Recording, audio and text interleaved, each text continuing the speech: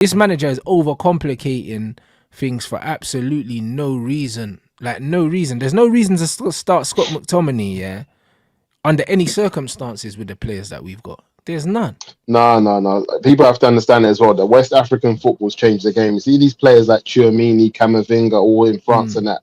These like original from Senegal and Congo and them type of places. These ballers are kind of different. And even Madrid's just stacked up. They've just went and stacked up on a few man and said, don't worry, you man are here. When it's time, you're going to step in, and you've seen it. Man will fill in that left back, do a serious job. Yeah, and even Tchouaméni played centre back. Serious. This what I'm saying. But Carlo said, listen, yeah, this guy's got all the attributes to be a modern day centre half. He said, I know you'll hate me saying it because he hates playing there. Yeah. But he played there, he's balling out. Yeah.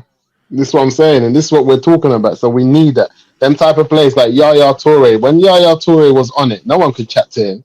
So when Yaya said, no, this is my game, and this is what we're talking about now. I think that type of footballer, people are underestimating what they can really do for you. So for me, I'm seeing what are United going to do? How are they going to make the moves? Because I saw Chelsea try to do it with my man from Brighton and the other guy that they got from Southampton. But he's been quite injured. He hasn't really played. What's his name? The Man City ex-player. What, Chelsea? Huh?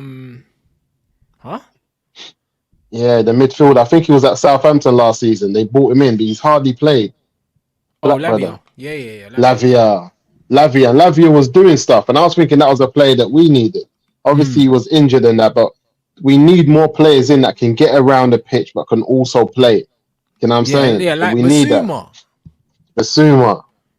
I told man about Basuma. How we let him go Spurs for 25 million, bro? Listen, whoever's in charge of recruitment deserves to be hung for that.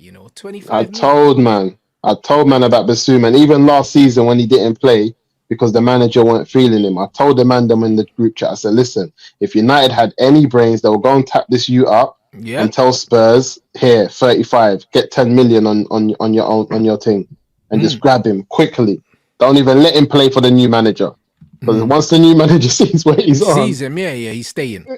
He's staying. It's done. No, and this 100%. Is what I was looking at. Because Basuma, we're talking about, because we're talking about sell McTominay to West Ham, who wanted him last season for 30 million. Give that same 30 million to Spurs and get Basuma in before he even plays for the new manager, and then start to see, Maino, Basuma in the middle of the park. Put in maybe Eriksen's done, but he's better than Bruno in terms of doing what he needs to do in the number 10 position. Because Eriksen, with having two men like that behind him, might ball out because he don't have to do too much. But Bruno, he's just too erratic. He does good things, but he's erratic. He's erratic. Awful, bro. Like literally in my group chat, we're like some of my best friends, bro. I'll be real. I'm so glad they finally seeing accepted it. Yeah. Finally, bro, the amount of arguments we've had in that group chat, bro. I'm cooking Bruno and Bear Man and saying, no, he's important for us, talking about creating and GAs and all that. It's all gone now. Now all these man understand he's stiff, he's dead. Like, bro, today, man had a moment where I just had to say, yes, I finally won, bruv. I have to play the long game with some of these players, but they see it now, bro. They see it now. Do you know what I mean? And a lot of protection this guy gets is crazy, bro. He has, over the last 3 years, he's been consistently our worst performer in terms of performance levels. Forget output, because outputs are very deceptive. Because in a modern game, you get assists for the most nonsensical things now. Do you know what I'm saying? Like, I can't believe it. Like, I could take a touch on the halfway line, and then a man's getting an assist for that because he took it past 3 players or something. That ain't an assist, bro. This is nonsense. So in terms of actual performance levels, like, these man can't tell me what does a Bruno performance look like. We don't know. I always said it, and I said when Bruno came in, I thought there was more for him to learn because he came in around at 23, 24 years old. So I always said to myself, if this guy doesn't get put in a system and he gets the key to Man United, the way Ole Gunnar Solskjaer just said, come here, here's the key to the club, do what you want, he's in trouble. Because I said if he doesn't, that's it. And that's the problem. Because I said a man like that, Pep sees him and says, it's either you play in this system or you're not going to play. And he drills it into him. And so this is why, as much as we love the Grealish of Aston Villa, you're not going to see that at Man City. You're not going to see that Grealish of just carrying the ball from taking it off the back four or the number 6 and just making his way up the pitch. That's done. You're not seeing that. What you will see is a player that plays in the system and he can then show his ability within that space there. No more than that. I think my man's had 3 years of doing what he was doing at Sporting Lisbon, hasn't really grown as a footballer. So then, yeah, it's not been the greatest. Because I always thought that compared to the players that we had, there was something to do for him as an 8. He was never a number 10 for me. Never a 10. Never. He doesn't never a 10. He doesn't have the basic fundamentals to be a 10. Like, and it's just he was never a 10. I'm tired of having this conversation, bro. Do you know what I'm saying? He's not a number 10 like in any era of football. Not in any era of football is he a number 10. And it's like, because I grew up watching number 10s as my main, that was kind of like my main blueprint for what the best footballers were. He was never a 10. When I was growing up, the best footballers were the number 10s. Those were the guys that people were talking about. Those were the guys that everyone wanted to be. The 10s, bro. And then when you look at Bruno, he wasn't a 10. He don't have any of the attributes of a 10. Like, none. No. And certain 10s who are 10s, who are bad boy 10s, played as 8s, and they were still 10. Were known as 8. 100%.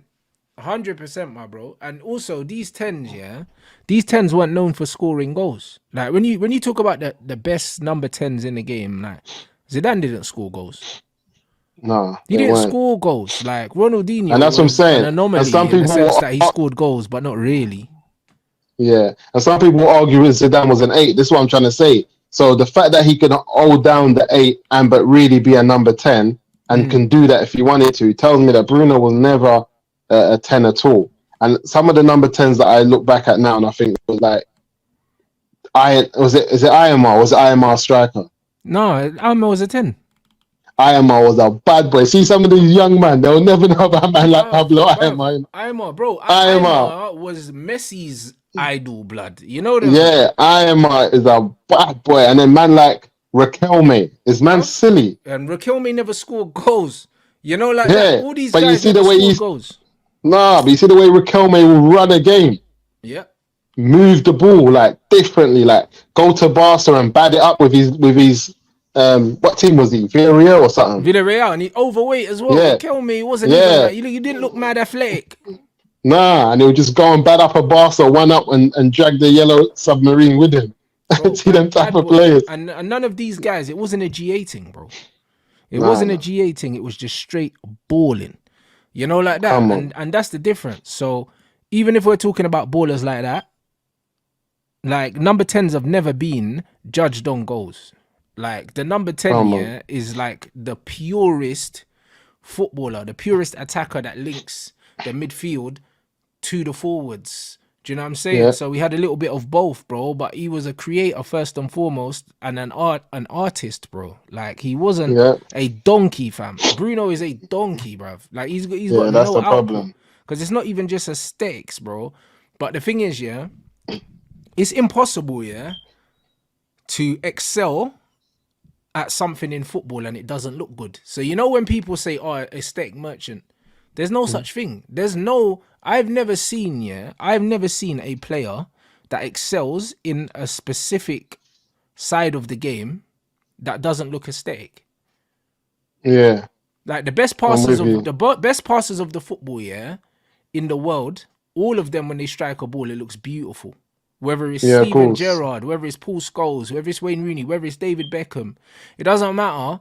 Like whether it's Janino Alonso that was at PSG, whether it's Alonso, all of these guys, when they strike a football, it looks beautiful, bro. Like Pogba as well could strike a ball, bro. Pogba, Scholes, them man, they're clean. All these man, the best strikers of a football, it looks poetic. KDB's another one. He strikes the ball beautifully, bro.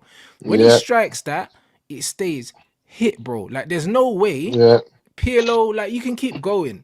There's no way to strike a ball purely. Tony Kroos, even the goal that Thiago scored for Liverpool, the little half volley that went through my man's legs and the ball was just floating. Like, there's no way, of striking a ball cleanly, purely, and it not looking beautiful, bro. I've never seen I've never seen a great striker of the football that look and it looks scatty. It never looks scatty. Yeah. Because it's precision, bro. Do you know what I'm saying? Like, it's precision. And it's the same with dribbling, yeah? I've never seen, the most highly efficient dribblers in football and it don't look great. Messi don't do no step overs. He don't need to, but he's gliding. No. He's gliding. That's and then when you look at Robinho, when you look at Neymar, when you look at all these guys that are known as real dribblers, it looks good, always. It looks clean. It looks clean. This is what I told man. Even the scattiest dribbler at the more Ronaldinho, it was mad. It was crazy. It was mad. Ronaldinho, when he gets his dribbling on. Oh, bro, my it's Lord. It's crazy. Like, it always looks crazy. There's not a skill, in football, that if you do it to the top level, it don't look unbelievable. Do you know what I'm saying? It looks amazing. Yeah, facts. But the thing is, the better you are, the higher level you can perform at and the easier you make it look. When you see players doing things and it looks difficult, it's because they're not that good, bro. That's why. It's not consistent. It's not consistent. When you do something consistently well at a high level, it looks effortless. Yeah, facts. It looks effortless by default. I think, you know what, this with the Bruno thing, I've always said that he could have been better. And I think his output has fooled us because he's done what Rashford's done, but more consistent. What I mean is that he's had those 30-goal seasons more than Rashford did. So even if Rashford had 2 or 3 back-to-back 30-goal season or 30 goals a season in 3 rows in three times in a row, he still would have had a bad overall output towards the team. Sure. Because Rashford would do nothing and score goals. Nothing. And the madness is when Rashford done it, everyone can see that he's not doing anything and then just scoring a goal. Yeah. But with Bruno, it took longer for people to see that he's actually not doing anything and having an assist and scoring a goal. You know why? Because Bruno runs a lot. Yeah. That's why. That's the only difference, because Bruno's a net negative to the football team. So is Rashford. But the difference is, because Rashford's not seen to be running around like a blue-ass fly, people look at his work rate and they're more upset because he's lazy, rather than the fact that his output's not really benefiting the team. Whereas Bruno's output don't benefit the team. But even though he runs around and doesn't make tackles, it's the sheer fact that he's running around. It looks like he cares, because that's all these men are on about. Oh, like, at least put the effort in. Bro, the best players don't look like they're trying. That's the problem. And I think that's the problem. And again, like I said, he had those 2 seasons back to back where his numbers were high, even though it's like now. Last season, a lot of people said Rashford weren't really on it, even though he scored a lot of goals. If he would have scored more goals this season again and not really been on it, people wouldn't have bothered. They wouldn't. Yeah, no one will say nothing. No one will be saying we need to replace him. We need to have someone ready for him. None of that stuff. And I think people underestimate the importance of those positions. And I think Arsenal are seeing that now. Them man were going mad about Saka and flipping Martinelli. And as soon as the output's not happening, man are just looking around saying, why go on for these men? Bro, now they're criticizing the performances, but the performances were never there though. Yeah, and this is the problem. And this is what I'm saying. So when man was saying Saka's the best right winger in the world and in Europe, we're saying we got man like Mo Salah. You man don't even mention. You know what Mo Salah's on? You know what this youth's been on? Mo Salah don't play well, Mo Salah guarantees you output. You know the one. Saka don't guarantee you output. No, you see what I'm saying? Like, bro, it's one of them ones when you look at Elise, when you look at players like Elise, when you look at what Phil Foden's doing, when you look at what Cole Palmer's doing, when you look at what Mason's doing, all these men are better footballers. Yep. They're better footballers, bro. Do you know what I'm saying? But these men are sipping the Kool-Aid, bro, and just talking too much rubbish. Now all of a sudden my man's not scoring, he's a bum. That's what I'm saying. Even when I heard they were linked to Kudus over Havertz, I was saying it's a madness if they get this Kudus. And they is better than Saka, bro. That's what I'm trying to tell, man. And I told my people this, and this is what I believe when I see Saka. And I said, I haven't seen enough of Diallo, but the type of profile and player that he is, if he plays to his utmost, I think he's a better baller than Saka. He's a better footballer anyway. He's just better footballer, yeah. That's what I'm saying. If you put Saka in that Sunderland team, he's going to do that. This is what I'm trying to say. And this is what I'm trying to say. And then man would just be on Saka. I was like, Arsenal, man, you can't deal with them. Bro, these man just talk. These man will say, "Oh, but look, GA and that. Like, what is this?" And then start talking about ceilings and all that, bro. Listen, I'm tired of the ceiling chat, bro. Listen, they put man in the Championship, and bro, I've got Sunderland fans saying this is the best player we've ever seen at our club, bro. Yeah, he's a bad boy because I saw him do that Messi thing where he'll grab the ball, pull it under the studs, look around who's moving, let the whole game slow for him. Yeah. Hit it off, go, get the ball again, and then top bins. Who wants it? Yeah. Like, no funny business. Mad. Yeah, that's stop. That bro, is mad. And I see him bring a little cameo in with that the other day. I see him start. I said, rah, Diallo, you're starting this already. I started clapping in my house and I'm like, rah. Baller, bro. I'm telling you, he's the kind of guy, if you get Graham Potter, he's the kind of guy, Potter will be all over that. All over that kind of football because this guy plays, bro. Do you know what I mean? And even this Florian Wirtz, bro. You see when we're talking about high level players, bro. Look at the way he carries that football, bro. It looks effortless, bro. He looks like he's got football on strings. Florian Wirtz, the German youth that is always twisting man up in the Bundesliga. Yeah, you would have seen it. I've seen him. Just twisting man up. See man just on the floor, bruv. Do you know what I mean? Yeah, he's and clean. It's like, bro, even if that's his only one skill, bro, he does it at such an elite level, that it looks like he's not trying, bro. Do you know what I'm saying? Yeah, like, man, them that are dribbling and it looks like they're trying hard and they're tripping over the ball. That's why I say Salah can't dribble. Because when you see Salah dribbling with the ball, he looks like he's fighting with himself. You know, like that. 100%. The true dribblers look like, bro, the football is an extension of themselves, bro. And them man are they're going through the motions. And all of these man are affordable players. None of them are 50. They're all like 50 max, 40s and 50s when you do good business. These are the type of man you see, right, Inter Milan just went and got him for 45. And you think, right, how did that happen? Not even 45 million pounds, like euros. You start, right, how did that happen? And then United are just on this funny business. So I'm just open now.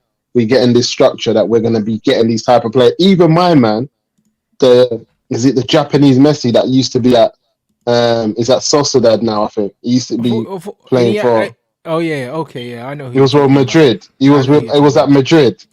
Yeah, now he's gone to Sociedad, I think, from Madrid. But Madrid's got the first option to buy him back for a change, but he can go for 40 M's. The brother, his left foot is on job, man. Is he better than Lee at PSG? Because that his left foot is on job, though. Crazy blood, like. I'm not gonna lie. This youth is definitely on the Messi stuff. But when they got him before, he was that youth that will get it from his goal and twist up everyone and score. Got to Madrid, and it was difficult. It wasn't easy. Now he's gone out on loan. He's found his form. He's one of them youths where, you know, there's certain type of players. Hazard had it in his prime. When he wants to score, he's gonna score. Yeah. You know them type of players like they call time. Them man just call time. Yeah. Bro, you know when man say last goal wins and then someone just you know when man says last goal wins and man just starts playing hero ball, blood, and wins the game. This is what I'm on. Yeah. And you see the Japanese man, them man there, and like them Asian players, like Son said his dad would make him do something like 400 kick-ups on his weakest foot. Yeah, and you can't go home. That's what they're on. Them man do kick up until you can't go home till your foot start bleeding. He said only now, because his dad was a pro. He said only now he looks back, he realizes what his dad was on because he's made it to Spurs. But if you got a man like Song, who's also serving in his national army, putting in works with rifles, and then coming back to the Premier League, I don't think man understand the levels. What's going on out here?